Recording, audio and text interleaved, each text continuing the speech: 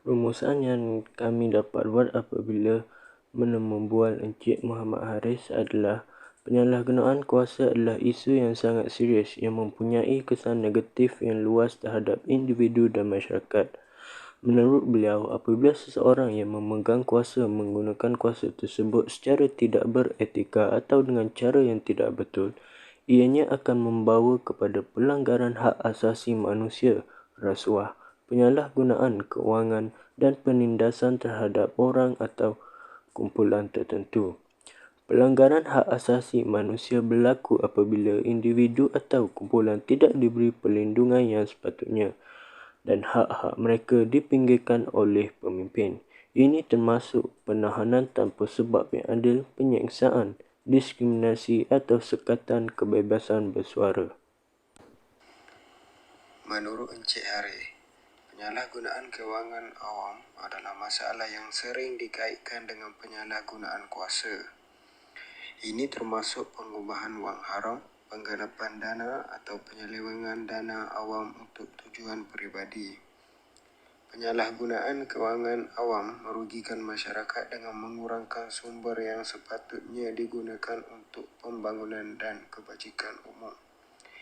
Dalam Islam, perlu memantau pegawai dan pemimpin awam. Umat Islam digesa untuk memerhatikan tindakan kerajaan dan menyeru kepada sebarang kemungkaran, amar ma'ruf nahi munkar. Ini adalah cerminan tanggungjawab sosial dan nilai akuntabiliti Islam yang tinggi.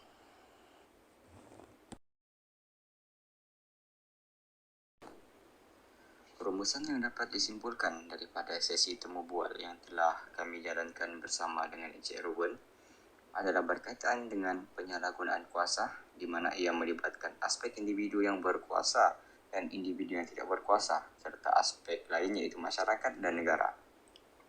Sehubungan dengan itu, beliau juga menyatakan bahawa penyalahgunaan membawa kepada pelanggaran hak asasi manusia. Seterusnya, beliau juga menyatakan bahawa penyalahgunaan kuasa ini dapat menyebabkan gangguan dari segi mental, iaitu kerana desakan daripada orang yang berkuasa yang mementingkan diri sendiri tanpa memikirkan kesannya kepada orang lain. Penyalahgunaan kuasa ini adalah masalah serius yang merugikan masyarakat dan mengancam demokrasi dan keadilan. Untuk mencegah penyalahgunaan kuasa, langkah-langkah yang diperlukan ialah sistem pengawasan yang efektif, mestilah ditetapkan untuk mengawasi pelaksanaan kekuasaan oleh individu atau lembaga. Melakukan hukum yang ketat dan penegakan hukum yang adil juga penting untuk memberikan tindakan yang tegas kepada pelaku penyalahgunaan kuasa.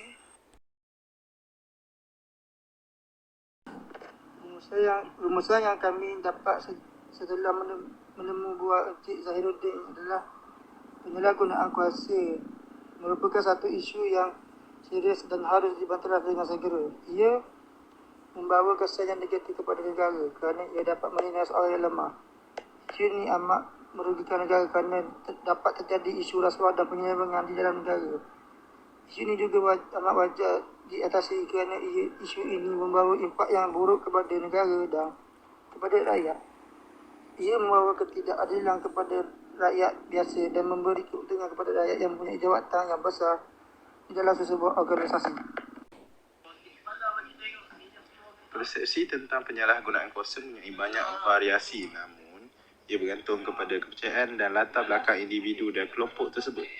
Penyalahgunaan kuasa memiliki beberapa keuntungan dalam membentuk budaya nilai integriti. Namun, sistem ini terhadap orang yang lemah. Isu ini akan membawa kepada pengabaian tanggungjawab kerana kerja yang dilakukan tidak dijalankan dengan bersungguh-sungguh dan sambil lewat.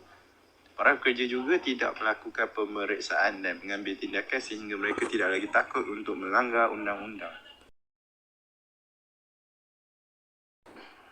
Rumusan yang kami dapat setelah menemu bual Puan Nur Mazli tentang isu ini adalah Puan Nur Mazli telah bersetuju tentang isu penyalahgunaan kekuasaan memiliki banyak kelebihan dalam membentuk budaya dan nilai yang berintegritas. Berikut adalah beberapa alasan mengapa isu ini dapat mempengaruhi pembentukan budaya dan nilai yang lebih baik kerana isu penyalahgunaan kekuasaan sering kali memunculkan kesedaran yang lebih besar tentang pentingnya integritas dan dalam kepimpinan dan pemerintahan. Puan Nur Mazli juga bersetuju bahawa isu penyalahgunaan kekuasaan dapat menyebabkan terjadinya ketidakadilan dalam sistem hukum dan pengabaian tanggungjawab. Berikut adalah beberapa alasan mengapa hal tersebut dapat terjadi kerana penyalahgunaan kekuasaan seringkali melibatkan manipulasi atau penyalahgunaan sistem hukum untuk kepentingan pribadi atau kelompok tertentu. Pemimpin yang memiliki kekuasaan yang berlebihan atau tanpa pengawasan dapat memanfaatkan lembaga hukum untuk melindungi diri mereka sendiri atau memanipulasi hasil proses hukum. Rumusan yang dapat kami buat setelah menemu bual Encik Johannes Dunstan tentang isu ini adalah penyalahgunaan kuasa adalah satu perkara yang mendatangkan pelbagai keburukan kepada seluruh pihak yang terlibat. Pengaruh yang buruk terhadap individu dan masyarakat menjadi faktor utama kepada pelanggaran hak asasi manusia, rasuah, penindasan terhadap masyarakat, pengubahan wang haram, merupakan punca utama kemunduran negara dan masyarakat akibat jenayah yang dibuat oleh pihak tertentu, oleh kerana pihak luar tidak ingin bekerjasama bersama dengan penjenayah dan sikap yang tidak telus dalam memegang jawatan. Yang kedua, penyalahgunaan kuasa adalah pencabulan cita-cita asas keadilan dan kesaksamaan. Di bawah undang-undang, setiap individu harus dilayan secara adil dan sama rata, dan institusi pihak berkuasa harus berkelakuan dengan integriti dan bertanggungjawab kepada orang ramai. Kita boleh memastikan bahawa cita-cita ini dihormati dan diterapkan dengan menghapuskan penyalahgunaan kuasa.